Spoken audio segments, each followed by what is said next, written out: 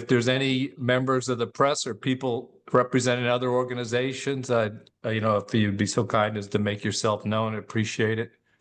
I don't see anyone else. So I'm going to call to order this meeting of the Passenger Regional Rail Committee. I have to kind of review that every time. This is I think our second meeting as the Passenger Regional Rail Committee. Which is recently, recently at our last meeting did the charter. So Mike Muller is going to join us, as I said earlier, a little later. He's going to talk about the audit, which is one of our agenda items. So I think the next item is the minutes of February 19th. Is there any discussion about the minutes of our last meeting? Thank you, Isabella, and everyone else who put those together. Any comments, edits for the minutes? If there isn't any, I think as written. Okay, I hear a motion from Brian, I think. Is there a second? Second. By Stephen. All those in favor say aye. Aye. Aye. Opposed, none. The minutes are accepted. Thank you. Okay, so let's go to our first item on the agenda, which is a presentation by the MBTA and Keolis on South Coast Rail and the spring schedule update. So welcome, folks. So who's doing this presentation? Oh, and just in terms of timing, I think how long do you guys talking about doing this? I think we have 9 slides or 8 slides, so we should take 10, 15 less than minutes. half an hour or so. Yeah, less than that. Allow time for Q&A. Yes. Okay. Sure. Go ahead, Abdallah. Thank you. If I may, Mike, I'll start and give you an update on the performance. So on-time performance on the commuter rail. So good afternoon, everybody. So the on-time performance on the commuter rail continues to be good. So just to give you there on that screen, the on-time performance, just as a recap, the on-time performance is where the train arrives at its terminal destination within 4 minutes, 59 seconds. Not later than that. If it's later, then it becomes late. So on-time performance is a KPI or a metric that commuter rails are using in the US to measure the punctuality, reliability of commuter rail. So the performance on the OTP, as you can see in 2024, ended at 91.49%, means 91% of the train arrived on time within 4 minutes, 59 seconds. And in 2025, so far, so up to the 17th of March, 2 days ago, the on-time performance continues to be strong at 92.16%, means 92% of the train arrived on time. And you look backwards, so I will not go back in the years, but I think it's the performance is strong. But if you drill down into the month-by-month basis, then you can see January and February 2025, the last 2 bars on the right-hand side. So you can see that January was strong at 92.06%. The threshold, the target is a minimum of 90%. That's what we want it to be. So no train, no OTP below 90%. So January at 92.06 was good, and February was good too at 91.17. So it means 91% of the train were on time. So February is good too, but I wanted to highlight here probably to you that the main driver of to not be better than that, it's probably in February had been one, the main point was the weather conditions. So we had a very, very cold February with snow, with ice, and with melting. And one of the contributor of this performance that could have been even better than 91.17% are the grade crossings. I think we have the next slide, photos to show you. So the grade crossings, we have more than 200 grade crossings on the network. Each one of the grade crossing has, so basically, I think we've explained in this forum how they work. So they have a circuit approach where when the trains enter that circuit approach, the gates goes down, the lights are flashing, and it makes sure the grade crossing is safe to cross with our trains. The challenge we had over this winter, specifically in February, was the oversalting of the grade crossing. So the salt, because obviously the towns are salting their roads, they are salting. So they usually receive from the MBTA a letter before the winter telling them be careful to put less salt on and try to avoid putting any salt on the grade crossings. Why avoiding salt is because the salt, when it's mixed with water, when the snow melts or when it rains, this salt interferes with that signaling circuit approach, and basically it shows to the system, looks like there is a train on it, and means that then the gate goes down. And when the gate goes down automatically, means that people are stuck on the traffic, and it means for our trains that they have to stop before crossing the crossings, and that delays the train. So it's not a safety concern, it's a performance concern. So on what we have seen, and you can see that on some of the photos, the one on the left-hand side is literally salt being spread across the island, so the piece of the network. So that's one example. It was in January 2025 in Beverly. We have many others, but it's just to give you some examples. On the right-hand side, you can see that the rainwater mixed with salt was on the grade crossing. So it's a mixture about too much salt and some drainage impact, because we can see that normally the water is not supposed to be lagging and staying on the island, but because there are some gradients on the road, so there are a few elements that needs to be done. So what we decided after this winter, because winter is not finished, but after February, it's what we've done. We looked into all the grade crossings, the 249 grade crossings we have, looking at the one that has the most impact on our performance. And what we will be doing, and the team have already started to do, is to go to those top 10 crossings, the top 10 crossings that most affect the performance, and look at what we can do there. So for some of them, it will be like we did in the past, looking at the drainage and change the ballast. You can see on the middle photo there, some ballast that are being contaminated. So clear the ballast. The ballast are the stones that we use for track. So we clear that. The others will have other actions to be done. Some of the connections, etc., to be upgraded to be sounds like brand new. The idea here is to get those top 10 impacting crossings to be back on not affecting too much the performance. But I think we need your help on that. Maybe it's the other piece, because whilst we can make the system better, and we will obviously, as we go to those crossings, and we will do this work over the summer and the fall, as we go there, we obviously will engage with the towns, and we'll make sure they're aware we are coming and we are doing those upgrades and those works. But I think we will need some help on the idea that the towns has also to have the ownership about trying to avoid putting salt, because no matter what we do, if they oversalt the area, it will affect the performance next fall, next winter. And I think it's one of the main contributor that has not allowed us to have February performance as good as we want it to be. It was not bad performance, but it was not as good as we want it to be. So that's probably one of the key topics for us. We have other challenges, but this is probably one we can probably easily do something about.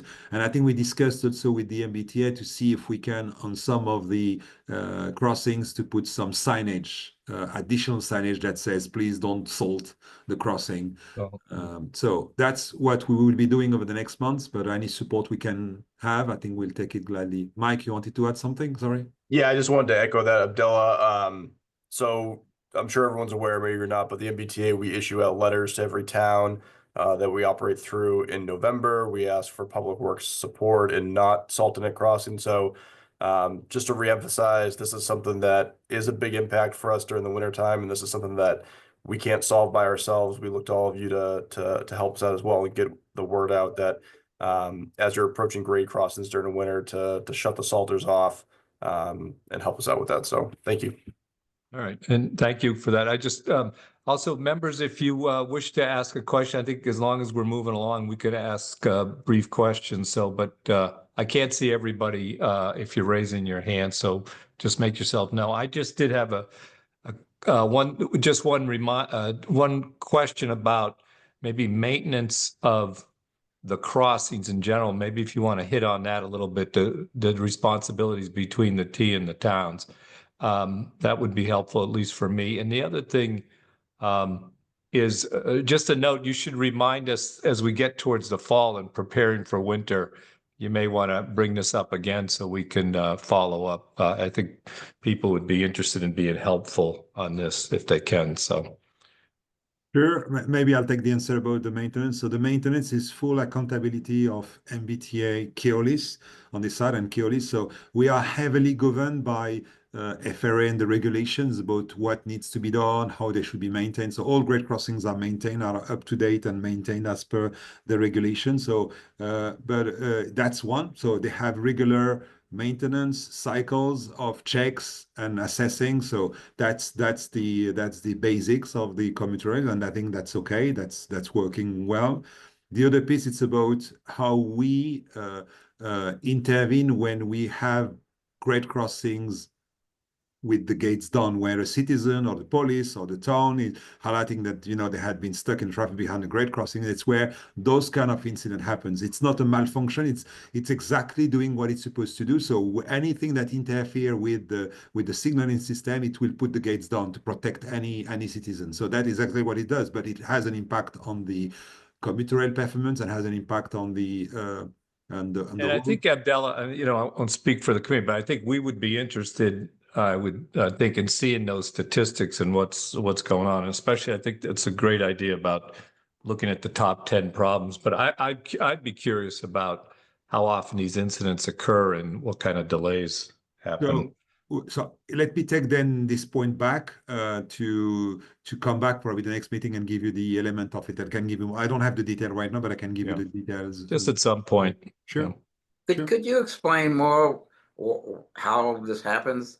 I mean, how is the salt and everything, how is that detected on these grade crossings? So I think I probably need to enter into the mechanism of the grade crossing. So the grade crossing, so basically through the rail, you can see the rail going across the road.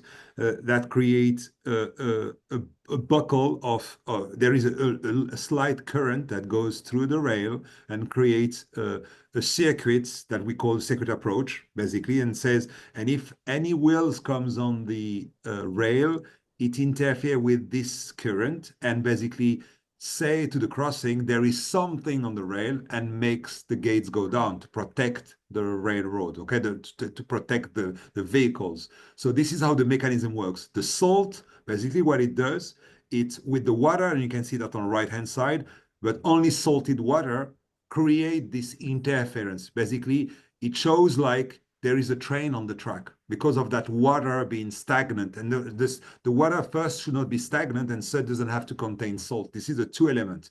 So one is and this is what creates the signal to the system to basically says, oh, okay, there may be a train. So the gates goes down. This is the salt and the water there on the right-hand side that creates this interference to the system. And in a normal condition, only when a train runs on the rail, it creates an interference to the system and put the gates down. So it does exactly what it does. So basically, any pollution, any contamination on that circuit will make the gate goes down, and we'll have then to send a maintainer who will go, a signalman who will go on the crossings, try to clean the crossings, reset the crossings, try to pull the water away, and then restart the crossings. That's the intervention we do every time. And you have 246 crossings across 400 miles. So you can imagine that it could take some time for people to intervene at some locations. Adela, is this different than the signal issues that seem to be very common? No, I don't know what you refer to by signal issues. Well, often the trains are delayed because there's a signal issue. There's a problem with the signals. That's been my personal experience. That's one of the main reasons for winter delays. I think this is more related to the PTC, ATC, the safety feature we have in the signaling, basically making sure that the train, when we put speed restrictions, the train slows down. So this isn't the, okay. Yeah, something different. All right, thank you. Go ahead, Abdullah, your next. So I just wanted to highlight that point in the performance, but I think if we can go backwards, sorry, just to show you the graph. So I think the performance has been good in February, has been good in Okay. January, and so far we are the 19th of March. I believe the performance continues to be good. So that's reassuring.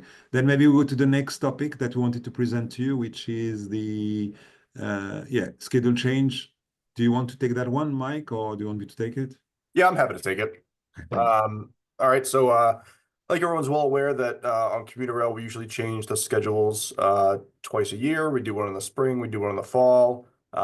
This year our spring schedule change is coming up next Monday on the 24th of March.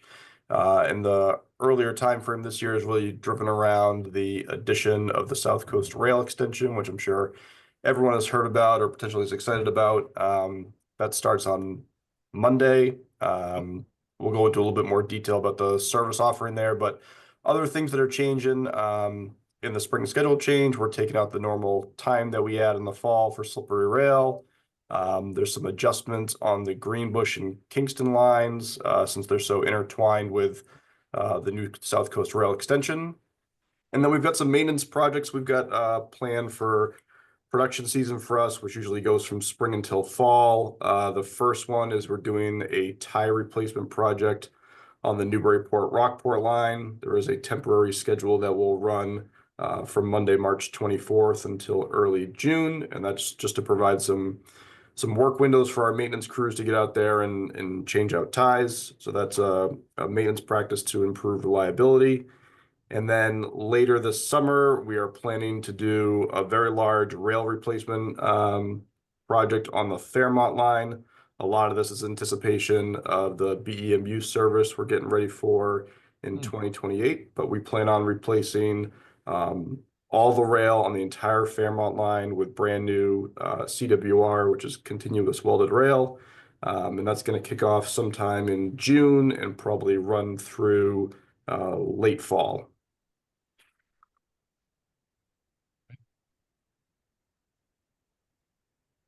And then just to keep going, as I mentioned, the biggest aspect of the spring schedule change is the much anticipated opening of the South Coast Rail extension. So that's coming out of Middleborough and will extend now down to East Taunton, Freetown, Fall River, in New Bedford. You can see some of the stats here over on the side. We've got 6 new stations out of the project. From a service standpoint, there'll be 29 inbound trains to Boston and 30 outbound between the 2 branches. We are going to be offering weekend service on the Fall River and New Bedford lines, something that wasn't included in the original project scope when it was put forward, but given how popular weekend service is for us, we wanted to add that in. And then just from a mileage standpoint, there are 36 new route miles and 48 track miles when you add in the double track sections. Yeah, may I ask a question? Sure. On your previous slide, you said Kingston.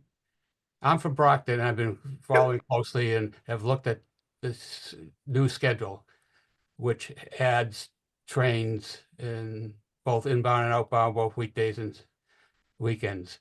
But the Greenbush and Kingston line, I didn't see an increased service during peak hours. It looked like the same number of trips, although trip times have varied because you revamped all the schedules because of the Middleborough, Fall River now lines.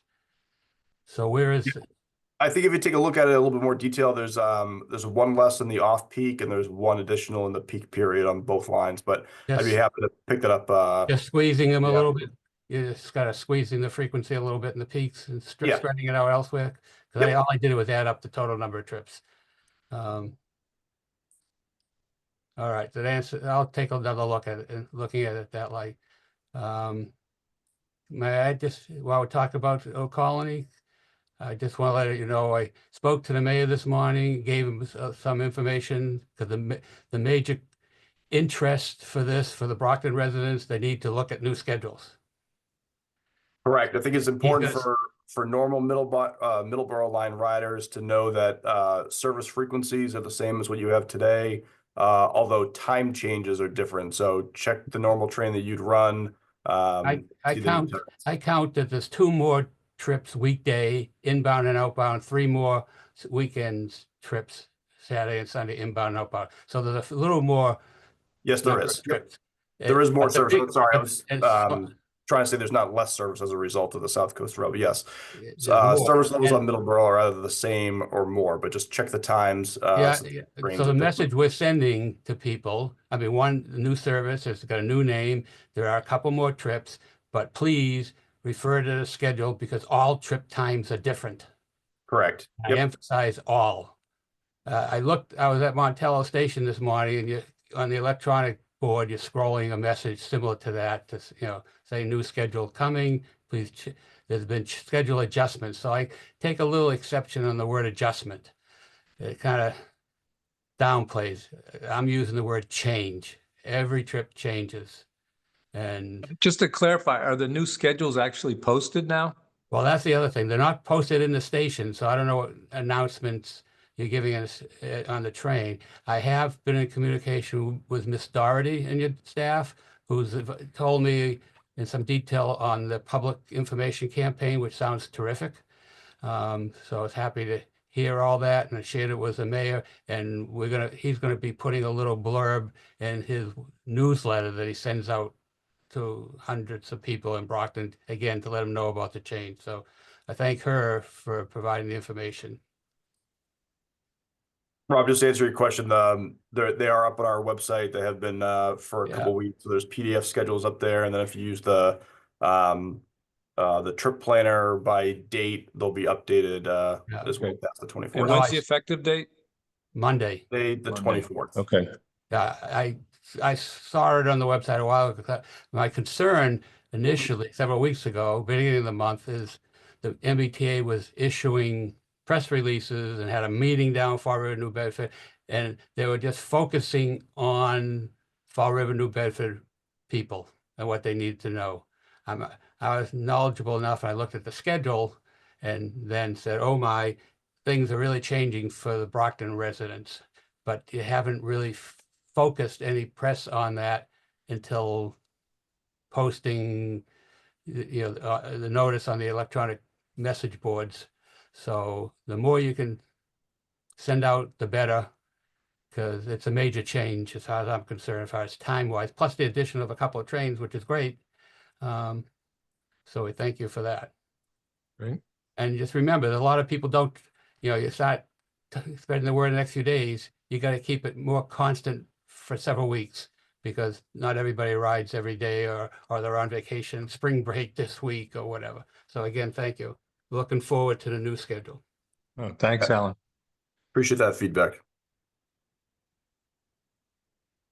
Other questions or anything else you want to say about the schedule, Mike? I had just a question. Are there changes on the Framingham Worcester line in terms of the express to Worcester and how that's being handled? No changes on the Framingham Worcester line. The See. express is the same as it is today. Okay, because I know there was some feedback about, I think there's an express in the morning, but not in the evening. Is that right?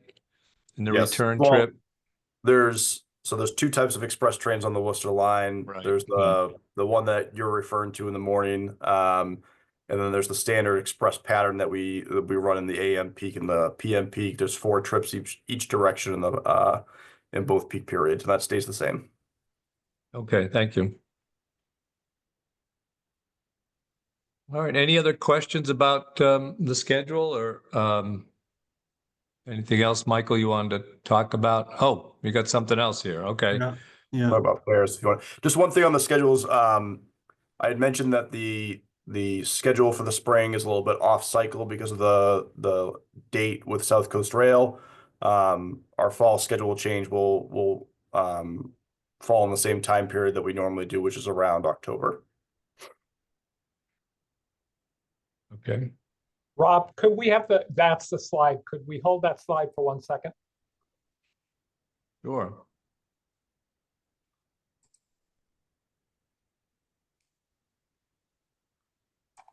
Okay, thanks. Quite extensive, this work, so congratulations. Oh, it's exciting, a really major expansion of commuter rail or regional rail. Yeah, it's a big accomplishment. Obviously, a project long in the making. A lot of construction work has gone into it, obviously, and a lot of preparation on the railroad side between MBTA and Keolis to prepare for pretty substantial expansion of commuter rail. All right. So is that your presentation? I don't know. Is Mike No. Muller here yet or? I think we got another slide of. Yeah, yeah. Okay, sorry, go ahead. Yeah, I'll take that one, Mike. Sure. Okay. Just, I think we wanted to inform you that fare gates are coming to South Station. So, the plan we currently are working on is to have fare gates at South Station in the summer 2025, and then at Back Bay in the fall 2025. The work is currently the preparation work is happening right now as we speak. So summer 2025 it's our targets. So, and just to explain what the fare gates that we've installed at North Station in October 2022 have done, they've increased the ticket activation by 15%, because to get on board the train, you have to get through the gates. The same way as you need, when you leave a train, you need to have to go through the gate to exit the station. So, and we have also pushed a little bit harder on us about making sure that citizens buy tickets and validate tickets, and we have no contactless payment on the train. Before we didn't have that, so now our conductors on board, they don't, the tap and pay works, and even for the Apple Pay that works now, and it has been in place for the last 4 weeks, I believe, something like that, 4 weeks, 5 weeks max. So now contactless payment is accepted on board. And I think you will see some efforts from us and from the employees to get people ready for those gates at the stations. So you'll have more people on the ground doing checks at stations, and that will be visible over the next weeks and months, to make sure that people are ready for the fare gates at North Station. So, and the last piece of that presentation is just we know there is sometimes some inconsistency in some of our crews, when some of them are quite diligent to check tickets and others are not, and want to make sure that if you ride any train, that your fare is not collected. If you can help us and just reach out to us with the information, and we can then address it afterwards. So it's what we usually do. So we gave you here customer service at Keolis, phone number, whatever means you want to choose. We would gladly take from you, if you travel on the train, any feedback that you want to give, and we will work on that. So that's a key topic for us, and it's a key topic for the MBTA, obviously, on the fare collection. Okay, thank you, Abdullah. Questions on the fare gates implementation or comments? So yeah, The Rob, only thing if I I wanted to might. ask, yeah, go ahead. Oh, sorry, this is Brian. Just Abdullah, Mike, everyone at the T, just wanted to encourage you to keep going with this. This is great. I mean, I know you're going to take some hits over it. I know people are upset. They're upset if you collect fares. They're upset if you don't collect fares, right?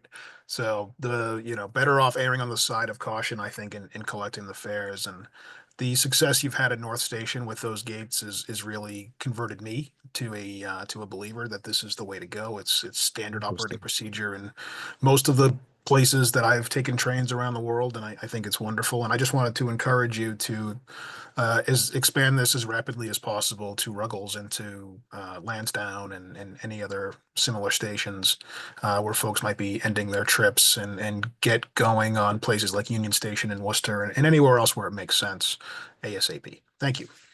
Right. And the only thing I was going to ask, Abdullah, who are you going, this fare collection responsibility, where is that message going out? So this message goes to our customer service, and it goes through directly at some point to the department that manages the fares and the collections of fares, which is reported to me at some point. So No, I meant, how are you, so you're asking people to call customer service. How are you publicizing that? I don't know. Maybe I don't know. So there's a thought. If you remind passengers and also the conductors see that, that might be helpful.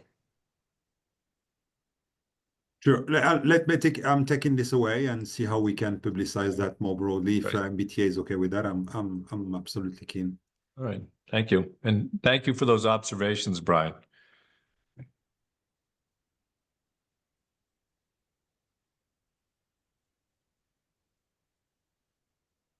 So Matt and Morgan, I think you should just jump in. I'm not sure Rob can see hands. So Matt, why don't you jump Sorry. in? Yeah, Sure, no, no I'm worries. not looking, I'm on a part, I can look now, but yeah, if somebody's got a question or comment, go ahead. No worries. Yeah, so Beth Peterson, City of Boston. I work with our transportation department. Just a couple things. I think number one, I think, we're interested to hear that the delegates are coming to South Station and Back Bay.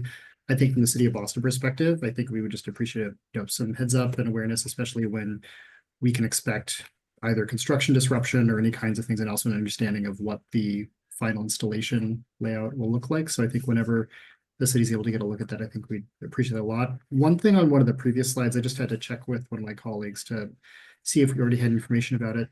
Do you have any dates for that Fairmont line work and any kind of associated disruption there? I think just in general, I think from the city side, as the Fairmont line service has increased, which is really great, and we're really appreciative of that service for our residents.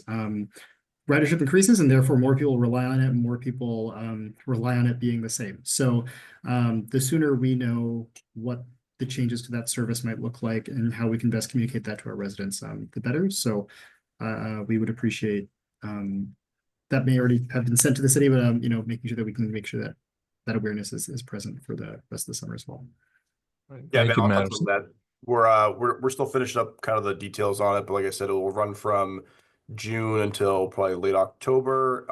And most likely will just be limited to the impacts during the midday service when we normally do maintenance work. But as the plan gets firmed up, we'll be certain to share that with the city and other stakeholders. Yeah, and of course, I mean, from the city perspective, obviously there's no good time to do work on a railroad. I'll just point out the midday is a time when we do see strong ridership on the Fairmont line. It serves a lot of non-9 to 5 trips. So to appreciate consideration on that. And yeah, definitely, we definitely want to partner in terms of communicating and making sure there's awareness of the work. So thank you. Thank you. I see Morgan had his hand up. Yeah, thank you. Morgan Griffiths, Town of Natick. I have two kind of unrelated questions. First is, I wonder if you was wondering if you had an estimate when integration with the new fare system might be coming to the commuter rail. So like with the new, like Charlie card and stuff like that. And then the second question is more of a general one about way back about on-time performance. I was wondering if you could tell me what you consider like what the threshold to sort of like good on-time performance is, if there's sort of like a cutoff that the MBTA has in general. Thank you.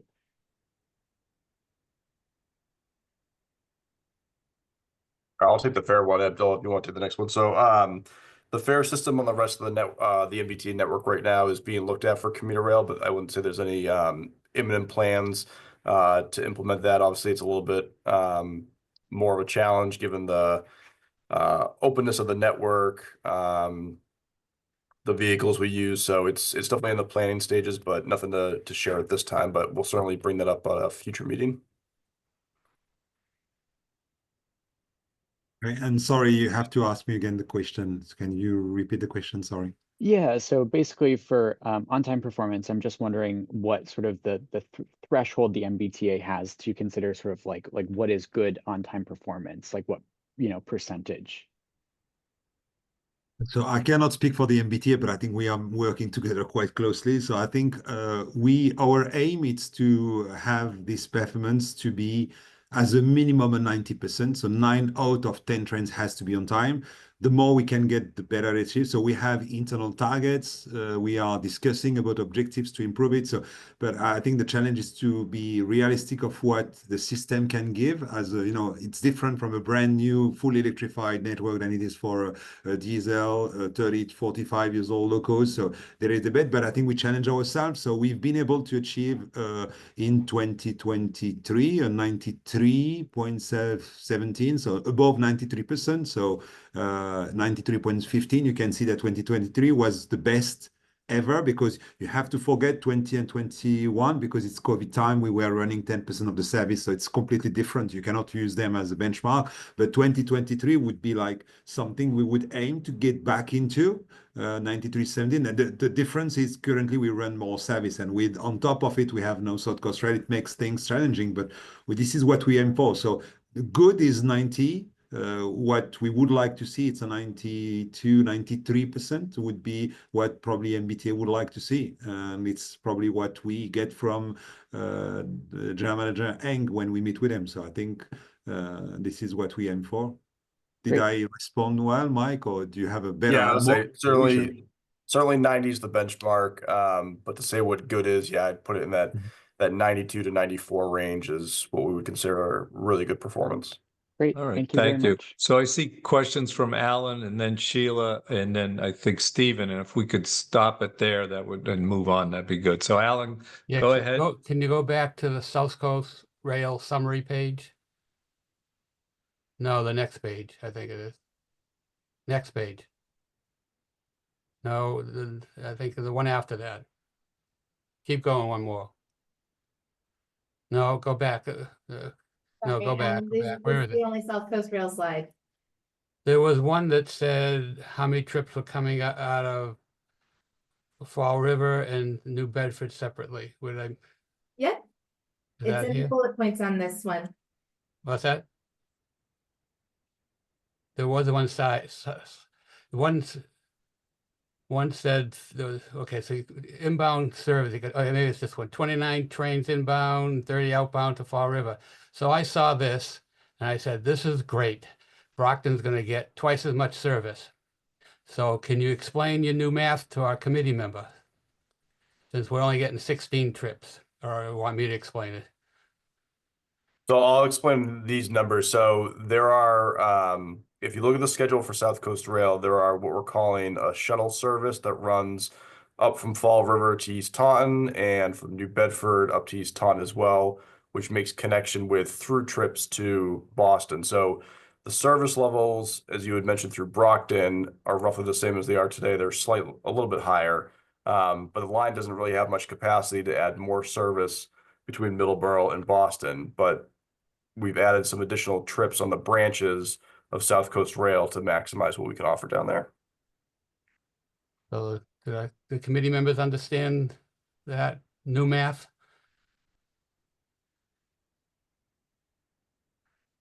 Sounds like whoever's concerned about it understands it. I'll well, move on. Do you have anything it's- else, Alan? No, I just wanted to point out what the schedule really is for Fall River, New Bedford, and Okay. how it impacts the entire branch.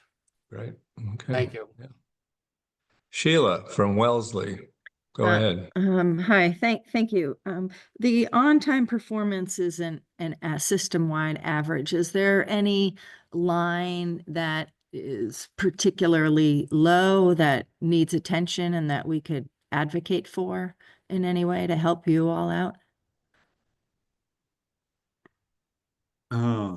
So I don't have the data in front of me. So I just say the grade crossing was a key element because we have lines that have much more grade crossings on the North Shore than the South side. So, and it's the one that has more grade crossings, and in top 10 worst grade crossings that is affected the most. So I don't have the answer now. So I'll probably take it out and come back to you about the breakdown about by line and give you the one that probably would need your help.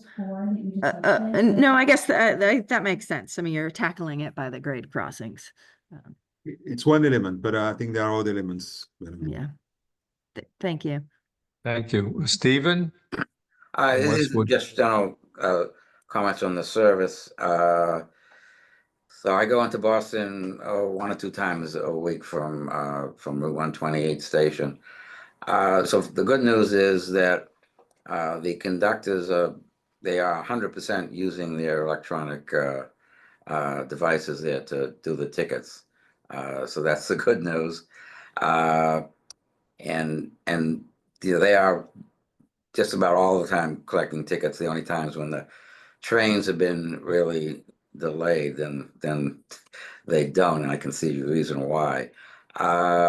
So I was on a train. Well, I usually have good luck, but this time, last few months, twice I've been on a train. It's a 20-minute ride, and it took 2 hours at one point. Another time, it took about 15 minutes. So the 2-hour one was the day where it was really windy and rainy. But the reason for the huge delays was not the wind and the rain. Actually, it was that a catenary line had broken, and so that track was blocked, and any other Amtrak trains would just be blocking the tracks. So that's quite understandable. The problem was the announcements from the crew and the train was, we have some delays here and serious delays. We don't know exactly why, but we'll let you know. Well, they never did let anyone know. They kept acting like they didn't know. And meanwhile, on my phone, I could see my email alerts telling me exactly what the problem was. So again, we have communication problems, and in order to get the word out to the passengers what's going on, you have to first get the word out to your own people, the conductors, and that doesn't seem to be happening. So it's very important. Fortunately, I didn't see a lot of people usually grumbling, and I just didn't get that feeling on these. So maybe they're looking at the emails, and everyone's looking at the emails and getting the alerts, except the train conductors. No, I'll take the feedback, and sorry for your experience, but I think it's something we know we need to improve on. It's how we manage customer information during disruptions. We don't have too many, but some of them can be lengthy disruptions. When that one is an example, we had all the stuff where it's switch issues, all the stuff. So I think it's something we are working on, but we need to be better on. So I'm taking the feedback, and we will be working on, and we are already working on. But it's a mix between processes and learning or training, because but it's point taken. Yeah, and another thing that happened was this was happened to be Stoughton trains each time, and the Stoughton train seemed to get no priority at all because we actually were stopped, and in one case an Amtrak train passed us, and and then a T train passed us. I guess the Providence one made me feel like, wow, the poor Stoughton people just are not getting any kind of priority. They're below the point on the totem pole there, because they to sit there and see, after 2 hours waiting, and see you're stopped and another train passes you to get ahead of you, that's not the greatest feeling in the world. But I just think you just really need to continue to work on informing people. Now, I know it's not the T's fault when that happened, when the catenary line breaks, but the people don't know. And I know you can't get up and say, "Hey, it's not the T's fault. It's not Keolis's fault. It's the Amtrak fault." You can't do that. I could if I wanted to, but it seems a lot of the problem is a lot of the delays are caused by Amtrak trains, and what can we do about that? I'll take that one. So, I mean, obviously everyone knows that it's a shared line. MBTA owns the infrastructure down to the state line. We partner with Amtrak on maintenance activities on the line, capital improvements. Myself, I meet with their leadership team on a monthly basis. So it is something that we actively look at monthly, and we push them to do better on infrastructure performance. But there's certainly room for improvement just based on some of the experiences that you've had yourself, or we've seen, particularly in January and February this year. Yeah, I mean, well, I have to say it's obvious that the T is doing a better job than Amtrak is, and you're not going to get good performance, and people are just not going to be happy unless they get good service, and you can't make that distinction. It's the Amtrak that's causing the problems, and not the T. Everyone just assumes it's the T and blames in their own minds blames the T. All right, thank you, Stephen. Okay. I'm just conscious time here with less than 15 minutes left, unless the committee wants to go overtime. Do you guys, and I did want to allow time to discuss the audit, unless we care to put that into our April meeting. But what do you guys have left for your presentation before we get to the audit? Do you have much left here, or? No, that was it. Thank you. Oh, that was it. Okay. So that's good timing then. So I think, well, thank you for that presentation. I did want to get into we added the audit to the issuance of the state auditor's audit of the MBTA commuter rail managed Keolis contract. And I think I see that Mike Muller is here.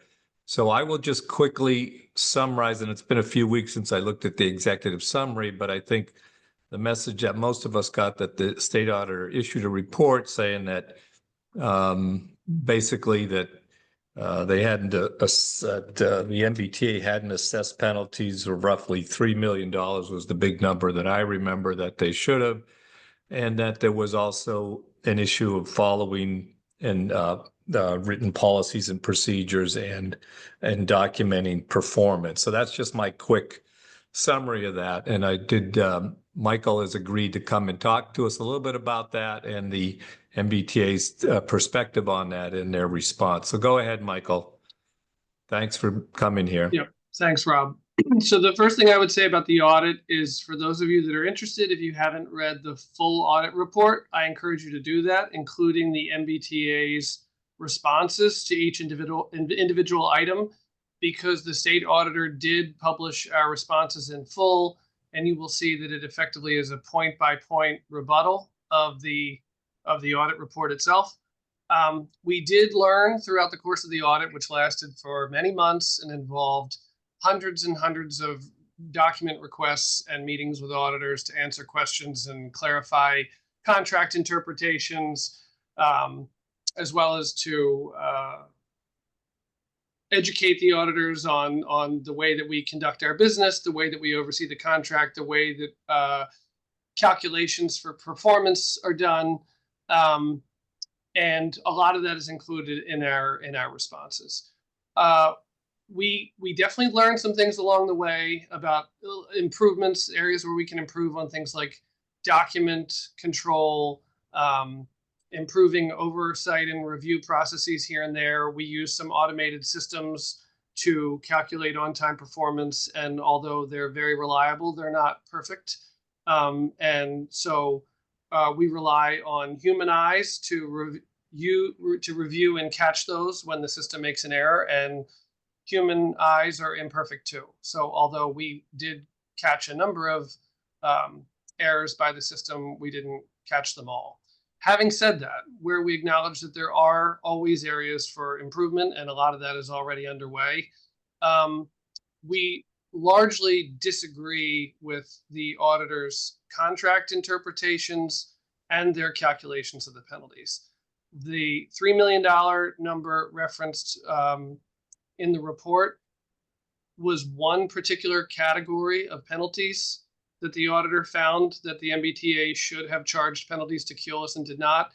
And we explained to the auditors that that was a category of performance that is not eligible for penalties.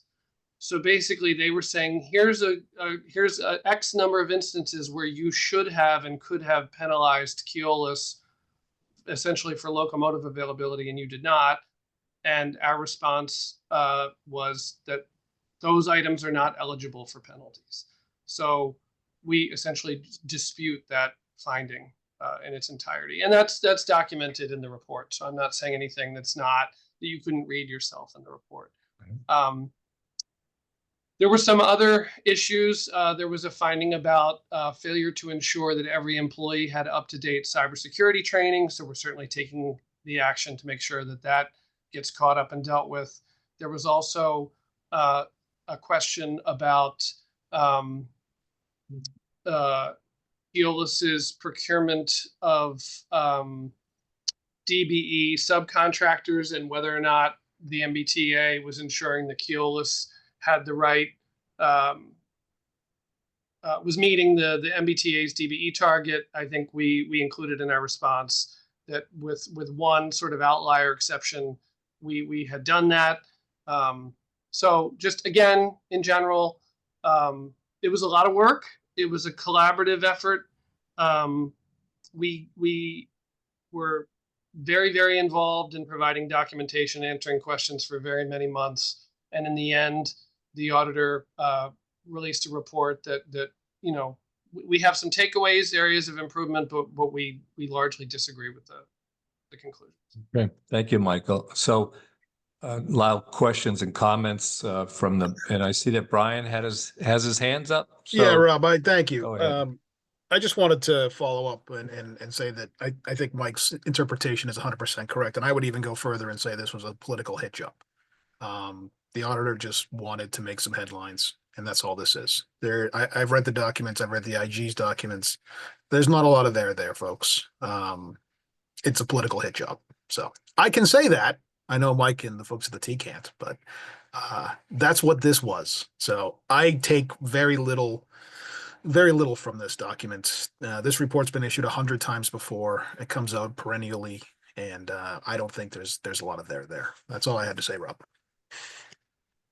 Thank you, Brian. Other questions or comments from board members on this? I don't see any hands raised, so. All right. Well, Mike, Brian, did you say this has come out periodically? Was this a recent? Every auditor releases something about this fair collection every 3 or 4 years. It's been a perennial thing. The last auditor and the auditor before that, and luckily that guy was there for 25 years, so he did it every 3 or 4 years. It's not worth the paper it's also about contract management, and you're saying there's nothing of substance to the auditors. I mean, look at I take Mike's word that there were some things that they took from it that were of use, and I appreciate that. I just think that the headlines don't speak to the substance of the document. Okay. Thank you. Sheila, you had a question or comment? Yeah, is this the same document that where they talk about a fair collection? No, that was a letter. Yeah. Not even an audit. That was a letter from the Inspector General. So different government oversight agency. And they had sort of done like their own in-house focus group with their own staff and just sort of took a poll. It would be like we actually do this here ourselves too. Abdullah knows this. I drive him crazy. We all take the train. And whenever our fare is not collected on board, Keolis hears about it, and we assess a penalty. Fare collection, as I'm sure may have already been covered in this, is something we take very, very seriously. It's been a continuous issue for as long as I've been at the MBTA. We have multiple areas of focus to address this, the centerpiece of which is the fare gates that are already at North Station and will go in at South Station and Back Bay this summer and fall. But as you already saw from the earlier presentation, there's been significantly increased conductor activity on board trains, an increased presence at the Boston hub stations of the fare verification agents.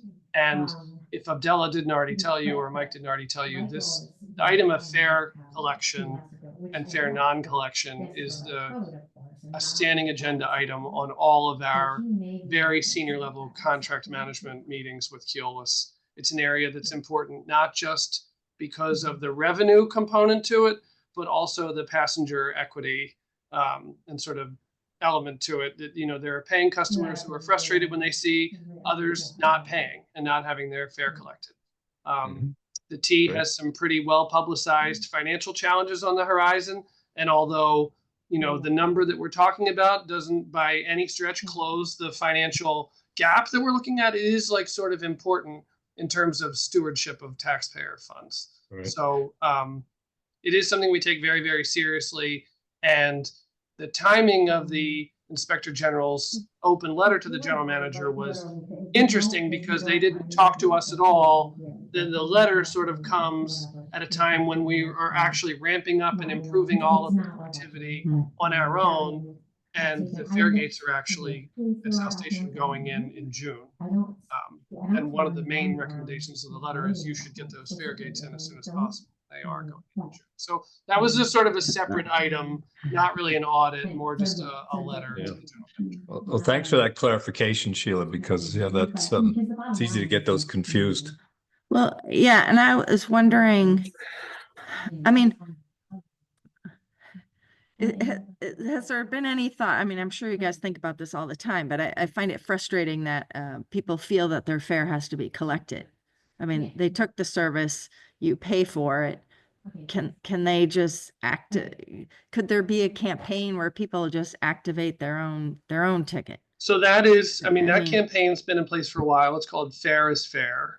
It's a communication campaign. There's automated announcements on board the trains telling people to please activate your ticket. Conductors make voice announcements manually saying, please activate your ticket when you're on board the train. We have digital panels in all the stations instructing people to activate their ticket before they board. So that is the message, but you know, it kind of starts, as you suggest, Sheila, with the honor system. And then we have the conductors who have a lot of other things to do on board the train, like opening doors, assisting passengers who need assistance. You know, also if a conductor needs to sell a ticket on board, that transaction itself takes some time and takes the conductor's attention away from checking other passengers who have tickets. So you're right, it's both. There's fare evasion and there's fare collection. And we're trying to come at both. Right. Yeah, I ride the train, but I only go 3 stops. So I'm the person that they never get to. But I also don't see any I don't see any signs or pressure. That campaign's not obvious to me. You know, I think it's interesting that you say where you get on, and I have a bias. Most of the digital signage and the technology is at the hub stations. It's going to be at major terminals at the ends of the line where, you know, so if you're getting on at infill stations in between, you're right that there's a lot less communication and signage there, which is probably something we can look at. A more the same. That's my experience as well, getting on in a small station going outbound that unless the you know, there's no announcements. There's announcements on the inbound side, the major stops, but yeah. Rob, if I might, Sure. I just wanted to mention, and I know you know this, Mike. So Abington reached out to me, and I'm sure they've reached out to you about the fatality of the passenger strike 2 days ago. I just wanted to note it here, and obviously, I know they've been in touch with the COO and Mr. Eng. Obviously, this is something that is very troubling to all of us. I just wanted to note it here, and I think we have this as a topic in the future. But there does seem, I know Abington is very particularly interested in trying to figure this one out. So just wanted to mention that, say thank you for what you are doing, but I think we all agree we have to do a little bit more. Thanks, Brian. Was this in the news at all, or? Yeah, it was an off-duty police officer. Randolph police officer. It was not an accident, at least that's. I'm not sure if that's come out yet, Rob, and I'd rather not say right. All right, gotcha.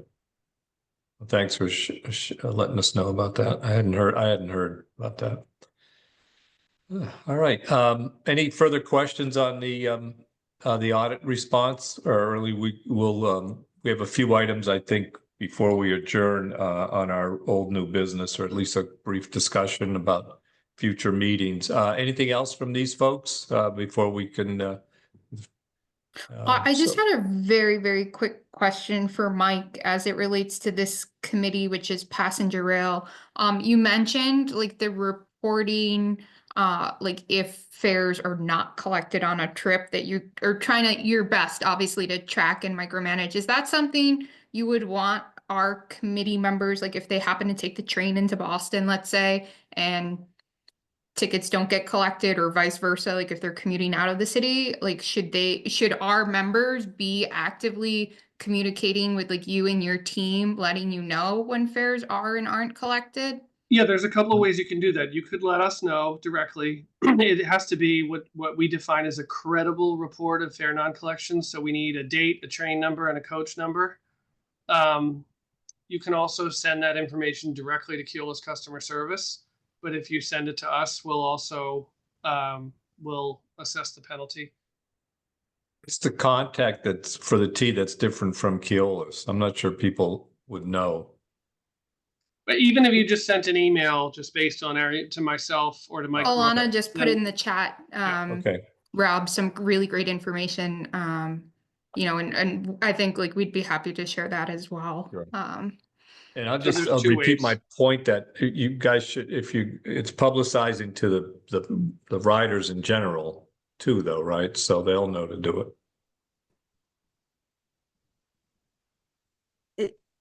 how do you tell the train car? There's a number It's near written. the door, the vestibule. Oh, okay. Depending on, I mean, the coaches are not all the same. Some of them, they're on a small, what looks like a little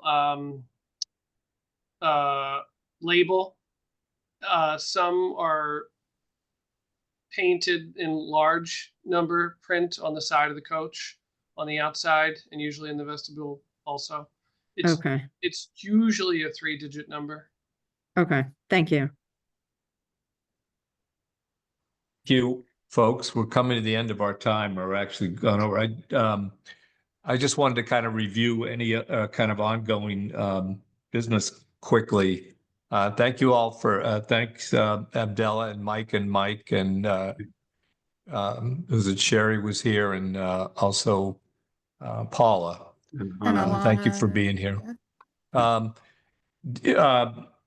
Anything, the other thing I wanted to talk about in terms of committee business was our dashboard that was laid out in our minutes. And I don't know, Brian, if you had any updates on that, it looks very ambitious. So I don't know if you want to. We have a draft that we have internal that we'll be sharing with you and Brian very soon as a first glance. And Right.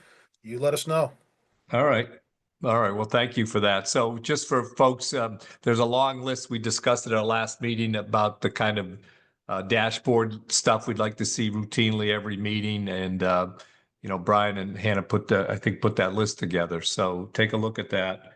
And we'll be discussing that and I guess trying to implement it for our next meeting in April, which we're all set for that, Hannah, April 16th. You want to remind people what's on the agenda for that so far, the major items? So we're going off of the charter. So more than likely it will have to be and Brian, you can correct me if I'm wrong, but the CIP review. Oh, right. Yeah. Okay. Because that also, again, as far as MBTA staff goes, we're kind of doing it a little bit differently this year where we have them every few meetings. So it's not going to be every single month. Obviously, if major topics come up, typically, Brian and I will reach out to Paula and Mike and the team and let them know, certainly if there's major concerns or things that this committee wants to be aware of or more in the loop. But they're not coming necessarily to every single meeting that we have. Yeah. You think we're seeing you guys again in September? Is that basically what's our expectation there? August? June. Oh, that soon. Okay. All right. Sounds good. I appreciate all the effort. And then, okay. Anything else, Hannah, about the agenda anything else we should touch base on before we adjourn? I think you can approve if you want the meeting minutes from our last meeting. Oh, that were shared. Which we already did pass that was done. Oh, okay, perfect. Yeah, we did that. Yeah, Perfect. I think right. Any other observations, questions from members? Anything we forgot or you're concerned about? Okay, I'm seeing nothing. Oh, great. All right, so appreciate Mike and Abdella and Paula for being here with us and passing along this information. I would say in terms of agenda development, Brian and I and Hannah and Brian will be, the two Brians will be talking about it in the coming weeks. So if you have any thoughts or ideas, feel free to email us as a group and ask about putting things on the agenda. Okay. All right. So if there's nothing else, I'll ask for a motion to adjourn. I'll move. All right. Second. Was that Alan? Who No, was that? Oh, sorry, that was Matthew Peterson. Alan, Okay, second. Matthew, sorry. All right. And is there a second? I'll second Alan. Okay, great. All right. All those in favor say aye. Aye. Aye. All right. We're adjourned. Thank you all. All right. Thank you. Thanks, everyone. Cheers, everybody. Great to see you. See you in Bye. June.